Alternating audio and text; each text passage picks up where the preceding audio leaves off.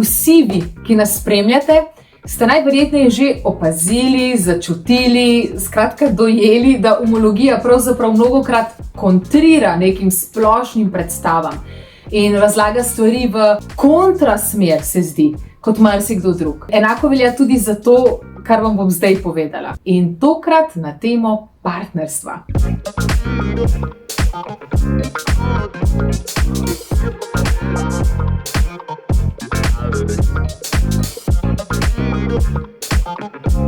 Trenutno je znano, je že sprejeto v praksi, da ko na področju partnerstva zaidemo v težave, da si najdemo strokovno pomoč. Kar pomeni, da se kar nekaj ljudi, tako posameznikov, kakor tudi parov, odloča, da se bo po nasvet, po pomoč, po usmeritev obrnilo na nekega strokovnjaka. Kaj po večini je tisto, ko se od tega trenutka dogaja naprej, posamezniki oziroma pari začnejo hoditi na terapije, na pogovore. Lahko tukaj nastane kakšna težava?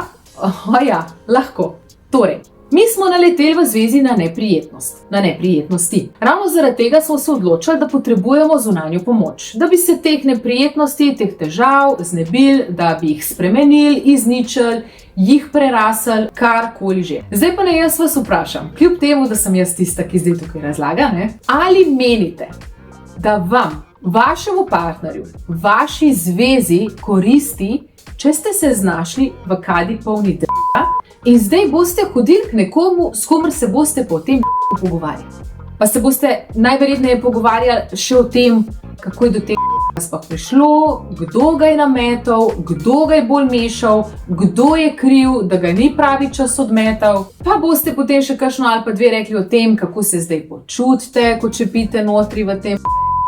Zdaj sem to že prečkrat povedala, da ne bo skozi samo piskanje. Bom govorila o umazaniji. Skratka, kaj menite, kako bi se lahko znebili te umazanije in da si predstavljate, kako lepo bi bilo, če vse te packarije zdaj ne bi bilo. Zelo hitro lahko nekaj dobronamernega postane sadomazo varianta. Bolj, ko bi se nečesa radi rešili, bolj in več boste o tem govorili. Bolj, ko boste o tem govorili, več tega boste pridobili. Veste, hitro in nepričakovano lahko pride do pravega masakra. Dajte si res zdaj skupaj z mano predstavljati. Če ste v banji, oziroma v kadi, bom govorila banja, po domače, polni svinje, packarije.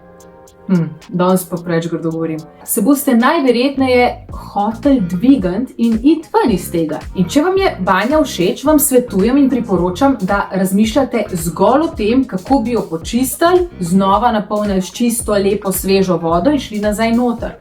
Torej, ne menjali tudi banje. Scenarij je seveda lahko tudi drugačen. Če razmislite, nekdo pač razmisli in lahko ugotovi, da mu ni všeč ne vsebina banje, ne banja, no potem je treba postopati in narediti korake v skladu s tem. Ampak zdaj se bom jaz osredotočila na ta prvi scenarij, da vam je banja še vedno všeč, samo nikakor ne veste, kako počistiti vso to packarijo, ki se je tam nabrala. No, s tem, da boste po njej malo brodili, pa potički delali, pa preverjali, koliko je globoko, pa koliko je gosto in podobno. S tem zagotovo ne. Če že, morate vedeti, da je voden pogovor pomemben zgolj zato, da vam pomaga na pravilen način sprostiti ventile. Da vas ne raznese, vkolikor stvari zadržujete v sebi, ali pa enostavno, da jih pomaga sproščati na način in v kontroliranih okoliščinah, da vas ravno to sproščanje vsega nabranega, kar se mora zgoditi, če se hočemo nekam premakniti in nekaj spremeniti, da to ne bo napačno interpretirano na strani partnerja in da vas to ne bo še bolj razdvojilo, še bolj oddaljilo. Kaj vam danes pravzaprav sporočam? Kaj je najpomembnejše, da vzpostavite čim prej? Kaj je najbolj pomembno, da naredite čim prej? Ne glede na to, a je še nekaj za razrešiti, se pogovoriti, predirati ali ne. Najpomembneje je to, da čim prej sami, samoiniciativno ali zunanjo pomočjo najdete zopet skupne užitke. Pa naj bo to karkoli, katerokoli početje, ki vama obema nudi, prinaša, vzbuja, skratka, povzroča užitke. Ne vem, veliko bi lahko naštevala. Pa če rabite družbo in je obema ok in fajn hoditi v hribe, dejta. Če se vama prija nekje zavrteti, iti na kakšno zabavo, nekaj pojesti, nekaj iti popiti. Če imate podoben okus za filme in vama paše nekaj skupaj pogledati, skupaj pripraviti jed, koga pogostiti, seksati, ne vem, ali pa če nekaj skupaj rada uredite za otroke, če jih imate, za domačo žival. Ne vem, na pamet govorim.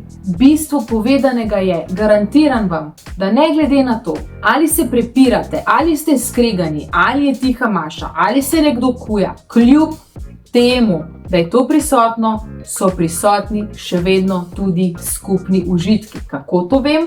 Ker ste vi tisti, ki hočete počistiti banjo in jo ne zamenjati. Fokus naj torej bodo skupni užitki in ne tisto, kar vaju razdvaja. Presenečeni bi bili, kako zelo učinkovita je prav ta, ravno kar z vami podeljena. Preprosta formula, simple capasol rečejo, oziroma rečemo. Če se pa še dotaknem tiste druge variante, drugega scenarija. Če nismo pa sploh prepričani, ali nam je všeč še takrat, vas naj opozorim, da je prepričanje o tem, da z nekom drugim pa ne bi prišlo in ne bo prišlo do neprijetne blatne kopeli, miselna napaka. Namreč, če kasneje z nekom drugim res ne pride do tega, to največkrat pomeni samo, da smo zgolj opravili popravni izpit. Vem, da je najverjetneje marsikdo od vas zdaj pomislil, ja, pa kako se naj pa jaz skoncentriram ob vsem, kar se dogaja, ob vsem, zaradi česar nisem zadovoljna, kako naj se zdaj jaz skoncentriram na prijetnosti, kako se naj pretvarjam, da je vse ok, da vse štima, kako naj kar pozabim vse minuse, vse, kar je za razrešiti, vse, kar naj moti, vse, kar ima od tiste svinarije, packarije za podelati, in se pretvarjati, da je vse super duper in samo uživati skupaj in nekaj skuhati ali pa kar nekam iti.